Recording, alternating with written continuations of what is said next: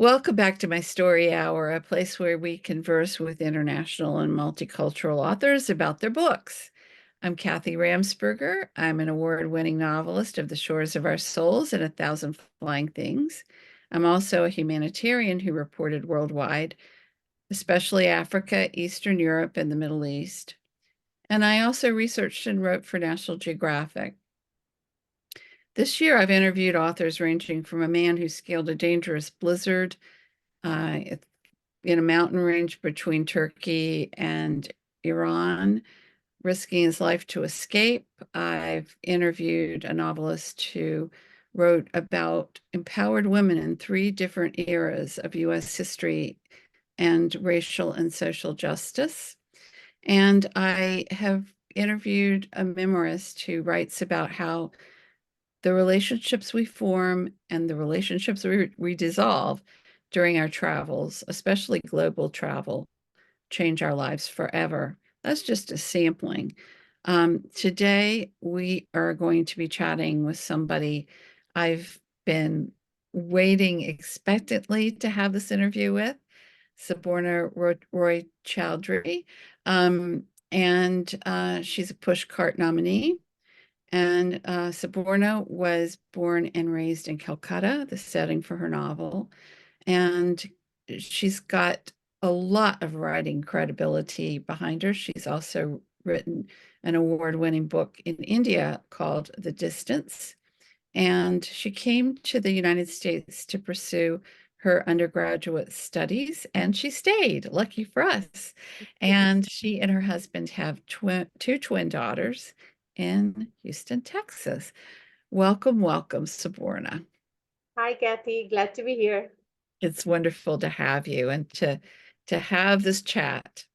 So Saborna's written one of those deep books, and it's got a great plot too, that I love to read. There are echoes of my book themes in hers, so if you liked mine, I recommend hers too. Here's a bit of what I said in my endorsement. You can find it on Goodreads and Amazon if you want to read it in its entirety. And as you know, I like books that do more than skim the surface. They take me on a deep scuba dive instead of a quick body surf or a surface snorkel. And that is what Saborna's Everything Here Belongs to You did for me, and it will do it for you too. So I just want to show this beautiful cover with its beautiful gold seal award and its title. So here's the last 2 paragraphs of my review. I say, we see fiction and nonfiction books every day that focus on terrorism, but seldom do we see books about why it happens. Saborna has written an important novel that sheds light on both the motivations behind a person who has moved toward violence, while also showing that unconditional kindness can and does prevent some of it. She's a great enough author to stay away from absolutes and magical endings, though her ending does share hope. And that's that we might one day each possess a certain kind of peace, at least within, because of the main 2 female characters, Mohini and Parul, who grow up together. As Mohini puts it, quote, most of my memories would be incomplete without Parul, for she is the one who can confirm they really happened. We humans need each other. If we could understand just that one thing, we'd be halfway to understanding why violence happens, how to prevent it, how to see it building, and we'd keep our determination against all odds to resolve it somehow, someday. Congratulations on a beautiful book, Saborna. Thank you, Kathy. So I'm wondering if you would grace us with a reading about these 2 protagonists. So, as Kathy mentioned that, in my book, these 2 characters, Parul and Mohini, are very, very close. They're both very close in age as well. I think Parul is like um, only 1 year or 2 years older than Mohini. So they grow up being very close friends, almost like sisters. They play together. They're always together doing everything. But as they are growing up, the class difference between them, because Parul is a maid and Mohini is the employer's daughter.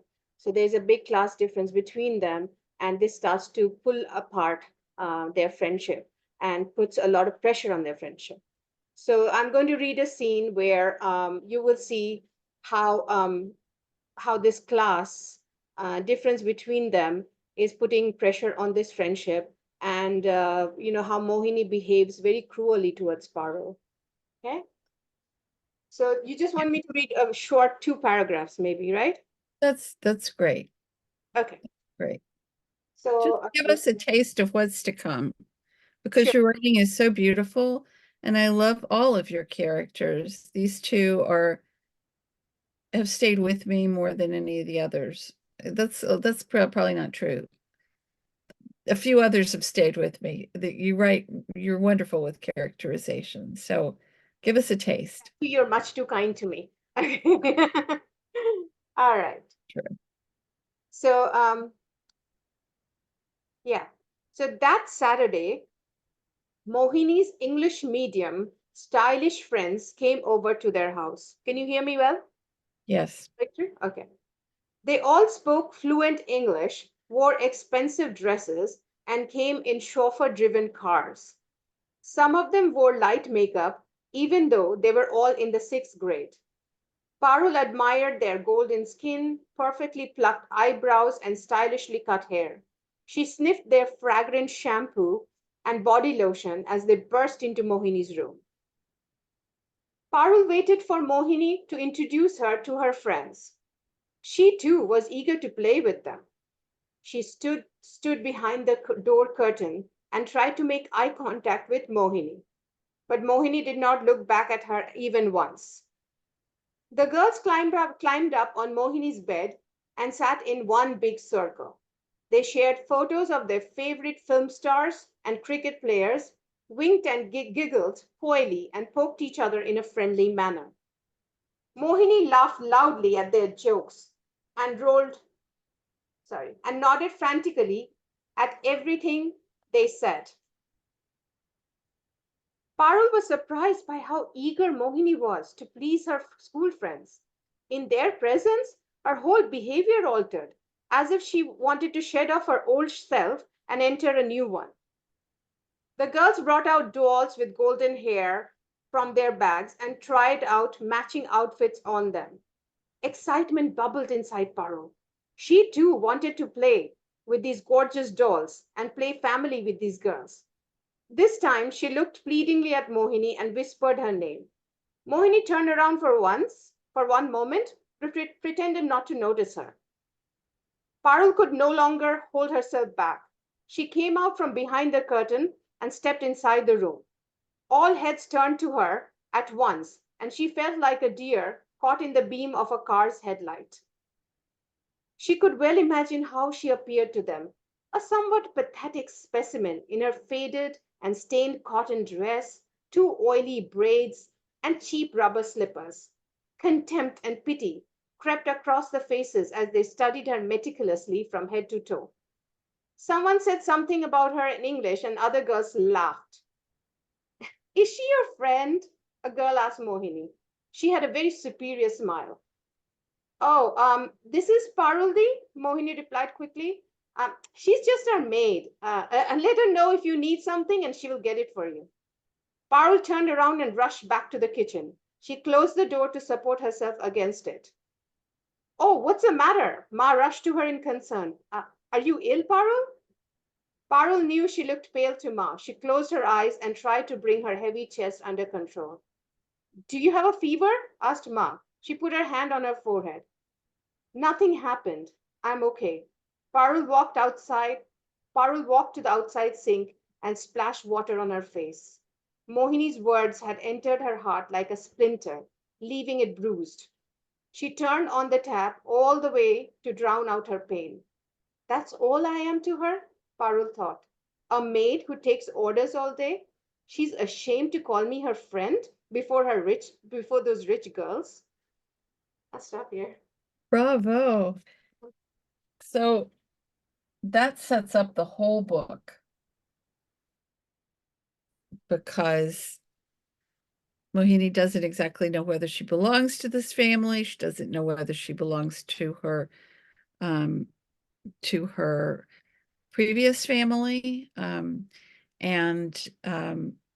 she's desperate to be loved, like we all are. Paru. You mean Um, Paru, right? Yeah. Paru, I'm sorry. I'm sorry about that. Yes, Paru. Um, I witnessed, especially women in my work, um, like Parul every week, but we only get a fraction of their backstories. And your book, it's fiction, but it pulls back the curtain on India today, Yeah. on romance between cultures, and yet it is universal about family everywhere. I loved it. And let's get to the questions. Yeah. So I'd like to say that Saborna and I met in New York at the Algonquian um, pitch conference many years ago. Maybe not many, but several years ago. And I fell in love with her story. And uh, she it, it was so wonderful about telling about it as well. You were very good about telling about it. And we've stayed in touch, sometimes distantly, sometimes not, ever since. And I've cheered you on all the way, and I'm so excited for your book success. You've Uh, always shown me great support, and I'm very, very thankful for that, Kathy.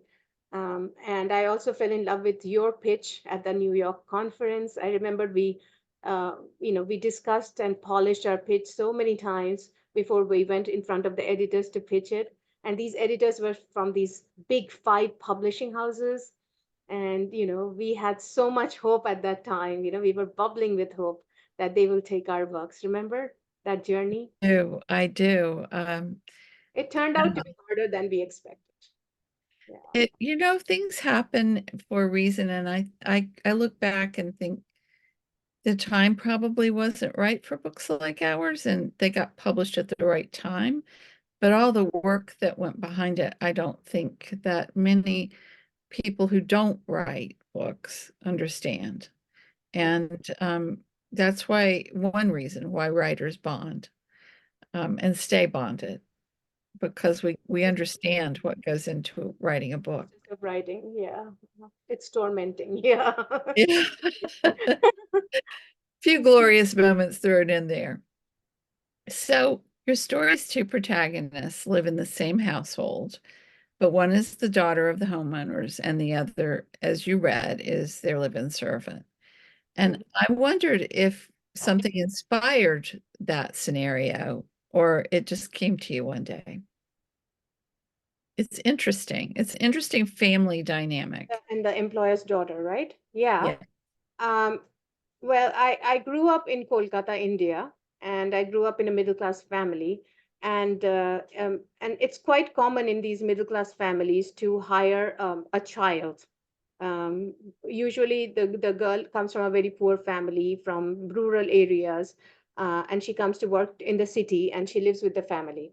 So I have seen quite a few girls, come to work in our household, and maybe they come when they're like 5 or 6 years old, very, very young, and they follow my mother around the house, and they do all sorts of household chores. It's a 24-hour 7 days a week kind of job. They don't have any vacations, or um, if they're lucky, they're allowed to watch television for 1 or 2 hours, but the rest of the time they're always carrying out your orders. I saw these girls come, and then my mother would very nicely tell them, "Oh, you're just like my daughter. This is your home, There's no difference between my daughter and you, right?" But of course, drew a very clear distinction between me and those girls, right? Mhm. So while I went to a really nice English medium school in India, private school. These girls always went to a free government school. And my mother always said, "Oh, you have to study because you have to go to college and you have a bright future ahead of you." But for those girls, she kind of assumed that they're going to drop out anytime. So, doing homework or, getting a tutor for them was not very important to her. Mm.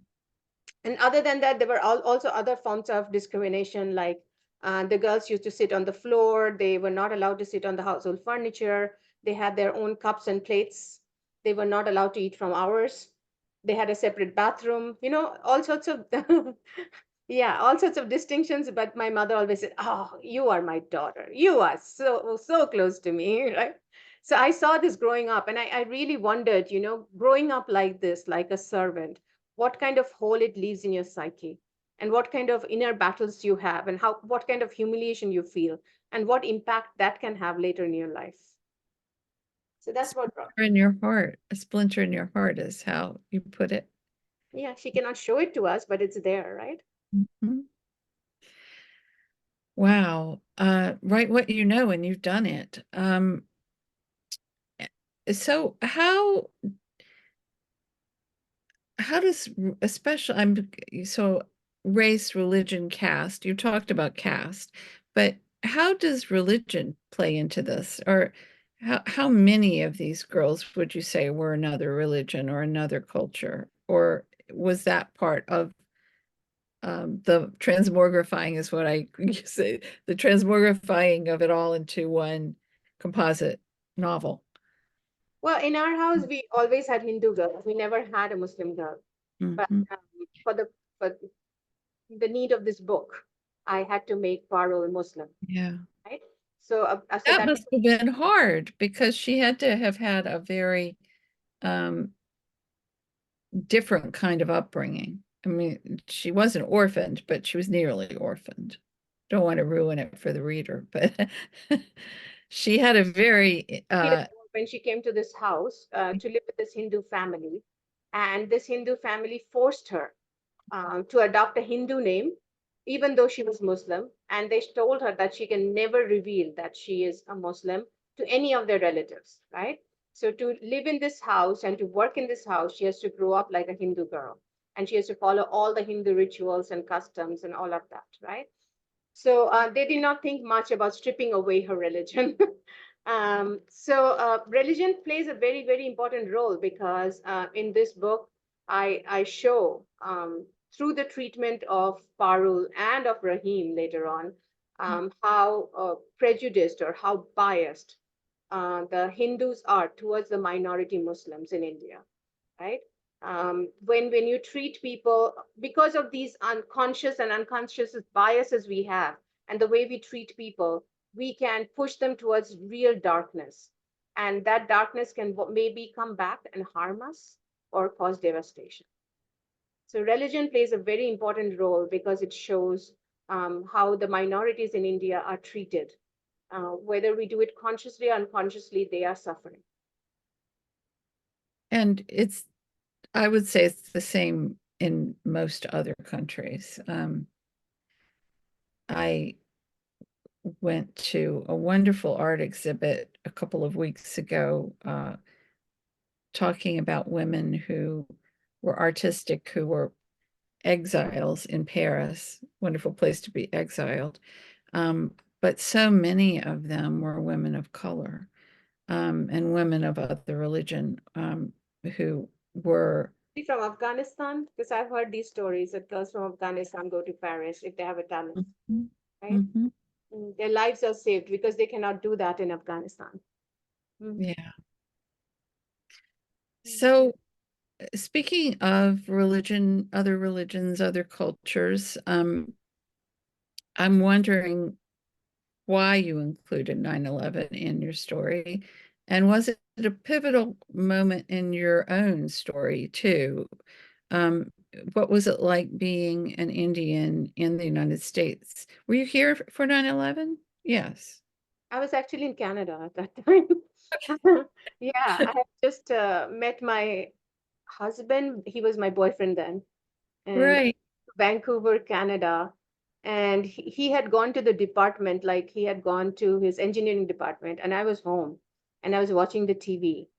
And then that's when I saw the twin towers and the plane coming, and it was horrible. I mean, I called him and I said something terrible is happening, you have to come home. And we watched it, and the world changed in front of my eyes completely. It did. Was that a reason you included it? Or did it just make sense to include it in the If you think of the broader theme of this novel, I tried to tackle a very taboo topic, which is did? Christian and Muslim relationship, right?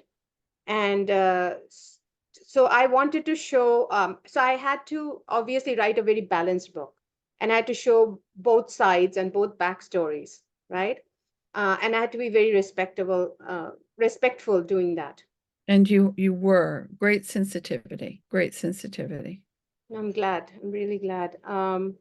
So through Rahim, I wanted to give this perspective of how some Muslims feel about Americans or about US, right? About especially about US foreign policy. That US foreign policy for years have helped dictators all over the world. They have presence in Muslim lands. So a lot of Muslims have a lot of resentment towards US foreign policy, right?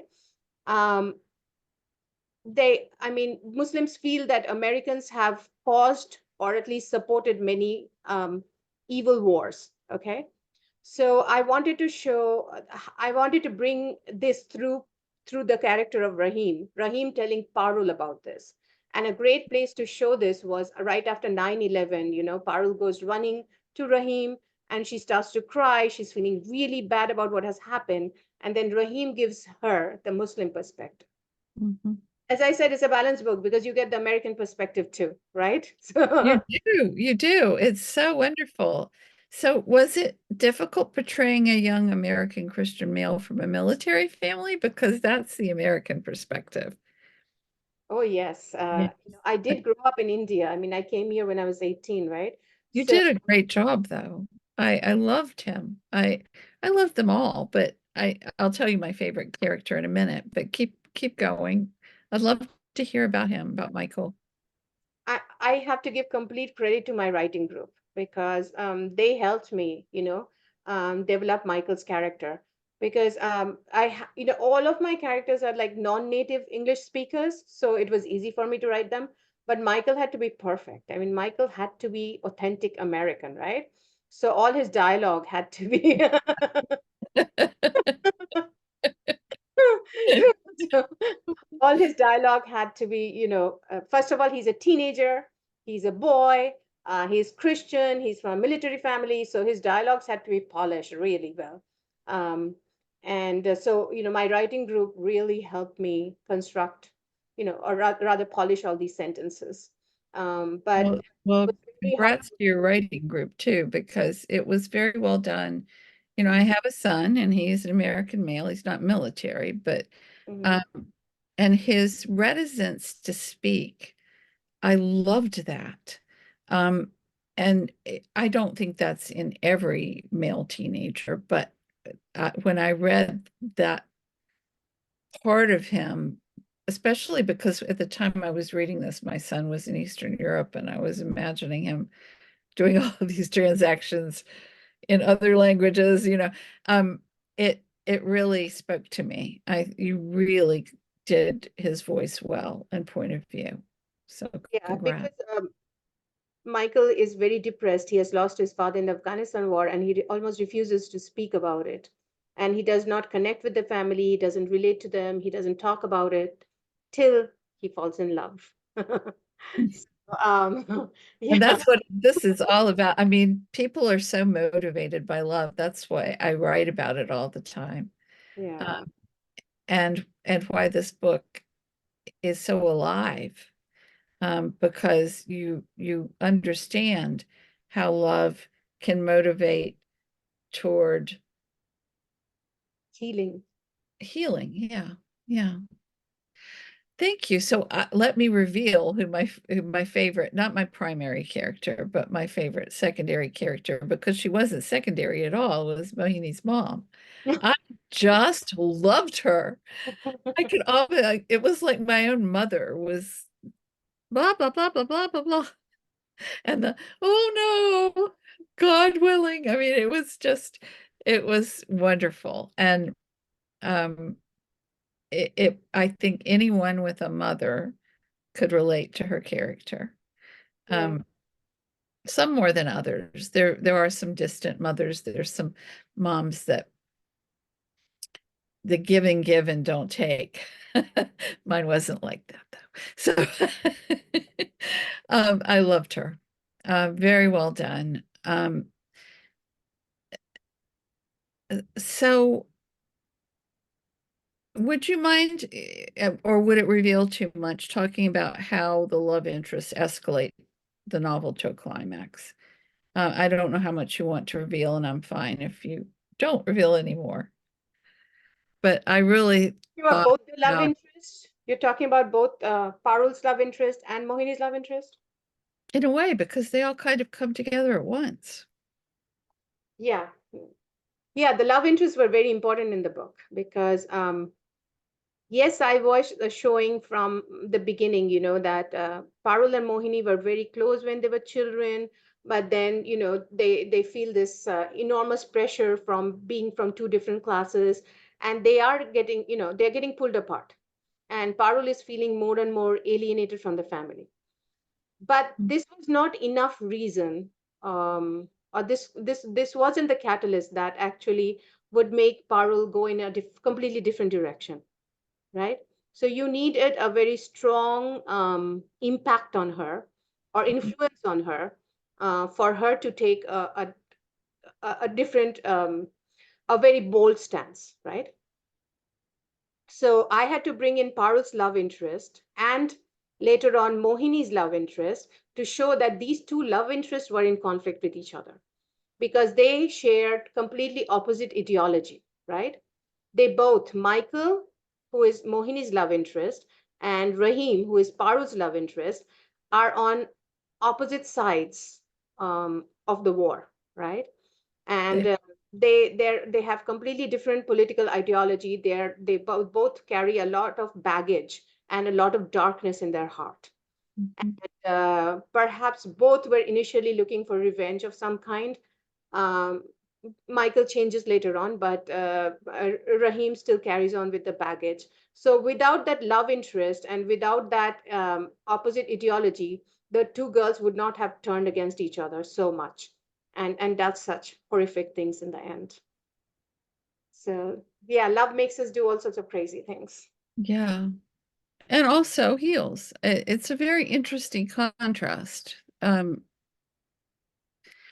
So, one reviewer, and I think it was an Amazon reviewer, but it might have been Goodreads, says, quote, the fake life didn't bother Parul until love and politics came into her life, end quote. And I agree mostly. I think she could ignore the disparity until then. So we've maybe touched on it, but is there anything you'd like to add about how you think love and politics lead to that change in perspective? I've been very interested, especially the last 10 years for obvious reasons that I won't name, in terms of what we just assume about the world based on the way we grow up. Is Yeah, there anything you'd like to add about that in about terms of the, politics, right? yeah. If you look at Parul's character, I mean, from the beginning, it is very obvious to us that in that house, even though she does everything, she follows everyone's order, and Ma tells her that you're my daughter, she's kind of invisible to them. No one's really bothered about where her life is going and where she's going to end up and what her future is, right? So she Mhm. feels most of the time she feels like she doesn't belong, right? But then when Rahim comes to her life, things change because um, Rahim makes her feel special in a way, right? So Parul wants to be loved, she wants to be desired, she wants to be held, she wants to be accepted. And Rahim gives her all of that.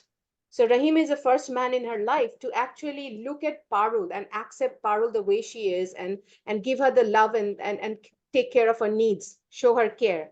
So as Parul starts to fall in love with Rahim, she also starts to accept his violent ideology or his extremism, because she starts to understand that perhaps he's justified in feeling the way he does. Okay.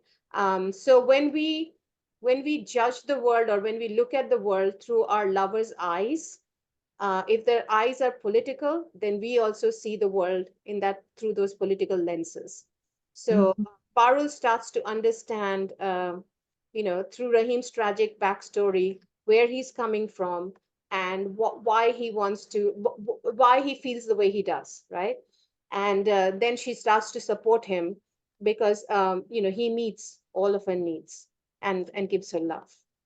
And she steps into his shoes. She's able to have more empathy for somebody that she loves.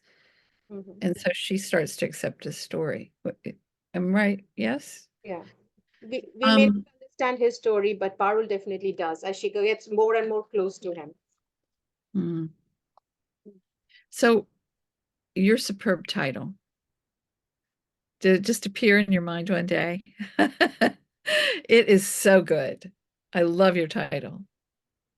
Yeah, the initial title for this book was Parul's Wish, Mhm. and till the final draft I had that name. And then just before submission, my agent Julie Stevenson, she got back to me and she said, before sending this work out, we have to change the title, okay, because Americans won't understand Parul's Wish. So she gave me some time.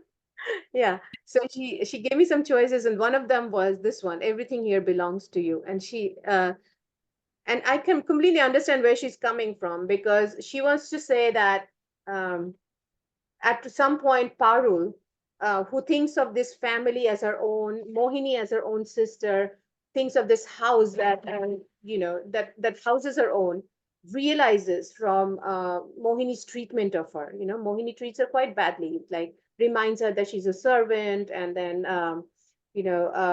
excludes her from play.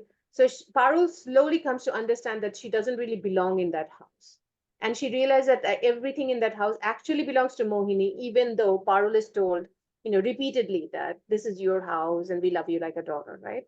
So she, in her mind, is telling Mohini that everything here belongs to you. So yeah, my agent and I discussed this title, and she loves it, and I agreed with it. I love I really understood Powell's Wish because I knew it then, Mm. but I I felt this When to we met be in New so York, all-encompassing. yeah. It from the beginning to the end about what happens in the book. Right. When we met in 2015, the name was still Parul's Wish, if you It was. remember. That's how I pitched it, as Parul's Wish. But the Yeah, name, they always change the title for you later on. they do. They Huh? do. So, um, do you, jumping out of the book just for a minute, do you believe India is progressing in terms of its class system and routine micro prejudices? And do you think the world is? And it's my belief that books like ours help in an incremental way with this, but a very tiny In a incremental teeny way, tiny perhaps. bit, right? Yeah. Our books helped in a teeny tiny way. But yes, it's a step in the right direction, right? When you go back, do you Yes, see caste. difference? So you are asking about India's caste system, where it is now? When you go back, do you see differences? I mean, how much is the same and how much has changed? Is it for the better? So there is a big difference between the rural communities and, of course, cities. And I always go back to a city. So I have Right. gone to the villages and seen what the situation is. But I do watch movies based on caste system, very contemporary movies. Um, you can say they're Bollywood movies, but they're also like art films. They are, very authentic documentary style movies. And what they show is that in rural areas of, I don't Mm. know, Rajasthan, Punjab, UP, definitely caste system is a very, very big deal. Okay. Um, People are That still makes sense. living in completely segregated communities. There's this upper caste and this lower caste. And upper caste people will not touch food or water from the lower caste. Okay, so they have different well system. So there are certain water wells from where the upper caste can drink water, and there are some water wells where the lower caste can drink water. They don't intermarry between upper caste and lower caste. In fact, um, I just watched a movie named Veda. It's a big Bollywood blockbuster, but where they show that the lower caste boy tries to marry the upper caste girl. Oh, wow. It's called Veda, Vedaa. And the whole family almost gets killed. And this one Dalit girl tries to escape, and it's a very hard journey trying to get out of the village, because everyone is chasing her. Mm, So they definitely don't intermarry. They don't share water. They don't share food. And the upper caste will not accept anything from the lower caste. So mm, that is a terrible situation in some rural areas. And in cities, you can say we don't see so much of caste system, but definitely, I mean, one of the examples is if you see matrimonials where a boy is trying to find a girl or a girl is trying to find a boy, they still write the caste down. That the Brahmin, we are looking for a Brahmin girl or we are yeah, looking for a Kaisto girl. They will always write down the caste. So the caste system still exists, whether we accept it or not, it is definitely there. Um, so I'm very sorry to say, Kathy, but even in modern India, when we are sending rockets to space and landing on the moon and making such huge progress in medicine and science, these stupid things still continue to plague us and bother us. And not only that, people are losing their lives over it. mm. Well, I've seen a lot of change in the States in terms of racial discrimination and racial justice. So I have to say it's better, but there's still so many pockets where it's no better at all. And so I think all we can do is shine a light on it. And thank you for doing it. Um, so you mentioned just now that you spent time in a Muslim neighborhood. Is is there one short story, real time story that you can share with us about something that either moved you, shocked you, inspired you to write? I know it was good research, but if there's something that happened, I would really love for you to share because a lot of times that it changes the way we write our books, I think, what happens when we're researching. It's true. I did a lot of research, and this was in pre-COVID era, so I could actually visit these places physically. So, Mhm. I went to a Muslim neighborhood in Kolkata. It's called Park Circus. It's a very large area where most of the Kolkata Muslims live there. And I spent time in a family. This was a very lower middle class family, very, very poor family. And yet they were extremely generous and they shared their food with me. So they brought in a huge plate. I still remember sitting on their bed and they put a plate in front of me and this plate had all sorts of kebabs and rice on it and rotis and we all sat in a circle around that plate and we ate from it. And after that, I told them that I would like to pray with them. And they were, they invited me to pray with them. So I sat down, I bowed, I prostrated, I sat, I did all the motions that they do during their prayer. And with them, I walked around the neighborhood. I observed very minutely what kind of head cap the men were wearing, what kind of veils the women were wearing, why some of them were more covered than others. Some of them did not even wear slippers because they were so religious. They wanted to walk to the masjid without a slipper. Anyway, those details are coming to me now. I don't know why. But I went to I'm masjid. loving them because those kinds of things made me feel like I was there. Thank you, thank you. Yeah. So I was very moved by this community. So this whole area had many mosques, khangas, and dargahs, and I visited them, and I got they have people they're vendors outside who sell rose water. They sell prayer bead. So I got all of these, and then I went to a mazar with with that family, and I prayed, and they showed me how to do wudu. Wudu is you wash your face and your hands before you go in. Then they showed me how to cover my head, sit outside the burial room to pray. I did all of that, and I felt a very, very strong connection with this. Like I felt like someone is coming inside of me. Because Mhm. to tell you the truth, Kathy, I didn't have any Muslim friends growing up, and I wasn't familiar with this culture at all, this religion at all, right? Yet, when I wrote the story, I did not have much trouble writing it. I gave a lot of details that came to me almost spontaneously. And I felt that, going to that community and being able to connect with them left a part of them in me. Mhm. And that helped me. As a writer, the feeling that you get that somebody's guiding you, I got that feeling when writing it. Beautiful. Thank you for sharing that. That was just beautiful. And I said you ground us so well in setting. And I want to mention everybody that the sense, SCENT, um, just made it so alive for me. I've never been to India. I have been throughout the Middle East, and it's the smells that they stayed with me. Yeah. And so it really felt like I was there, and you will too, everybody that reads this beautiful book.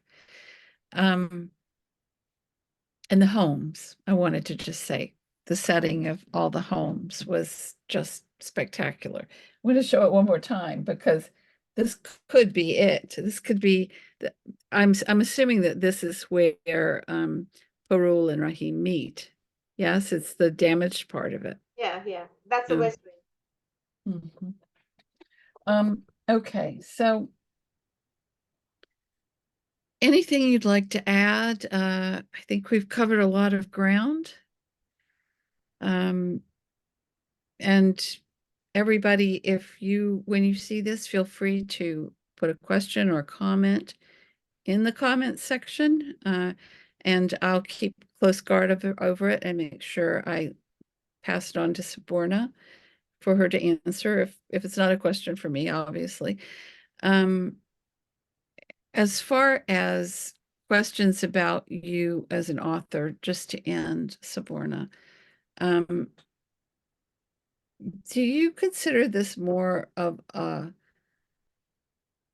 cultural exploration, a romance, not a romance, but a love story, war and military? Like, how does all that combine in terms of this genre that we've created? I think a few of us have created a new genre in a way. Is it just cross-cultural, perhaps? You mean what category I would put this in? Where the shelf in a bookstore, where would it go? Whose book would it be beside? Um, and it would obviously be in Indian literature. It's literary fiction. Yeah. It will be upmarket literary fiction, right? Okay. All right. I want everybody to know that so they know where to find it. And have you always wanted to be a novelist? I think you're a scientist too. Yeah, so no, I didn't know I'm a novelist at all. So like I think back in 2004, I was in between, like I had just finished my second master's, whatever, in chemistry. And I was looking for jobs, and I had a brief period where I wasn't doing much. And I thought, well, let me, for fun, take a creative writing class. Um, and so I went to Grub Street and I signed up for a creative writing class, and they asked me to write my short story. And they gave me a reading prompt. I'm sorry, writing prompt. So that's when I first wrote my short story. And uh, I did not think it was very good. And I was very, very shy when it came to sharing it with the class. And I read it to the class. I mean, I gave a copy of it to the class, and I was, waiting with my heart beating very fast when they were giving out all their feedback. But none of them, seemed to have any problems with my story. They seemed to actually like it quite a bit, and I was very surprised by that. And then the teacher, the instructor, he turned to me and he said, "Why don't you send this off for publication?" So this was my very first short story. This is the first time I realized that I'm writing something. It was just a Never written gift you before. have. Huh? Yeah, that's amazing. It's just a gift you have. And then I sent it off for publication and actually got accepted by New York Stories. And that's when everything went wrong because I thought this is such an easy field, right? All you do is you write and you send it off and you get published. Yeah, who knew there was so much struggle ahead?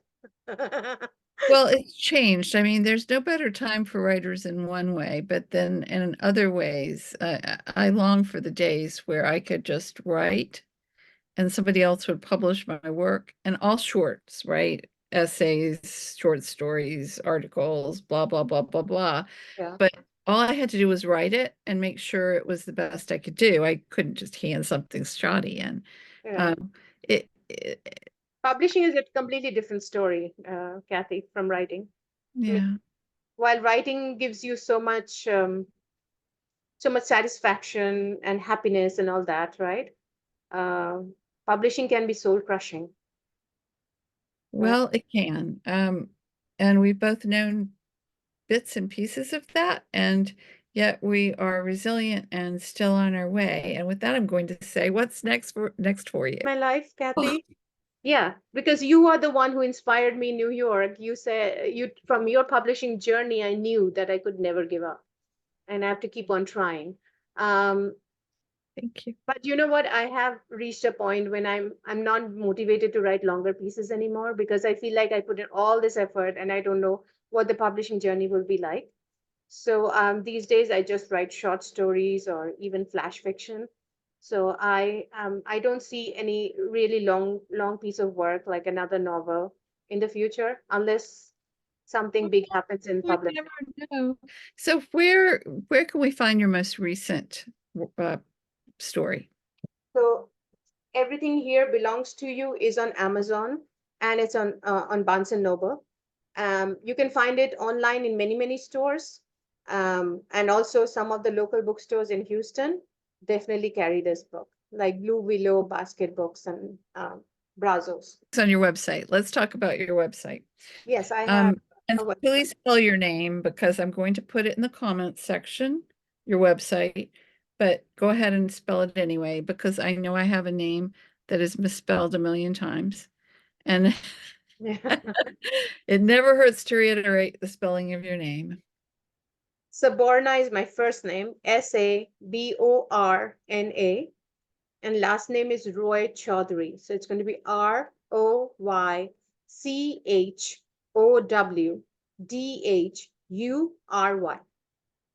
Thank you so much for doing that. And it will be in the comments section as well.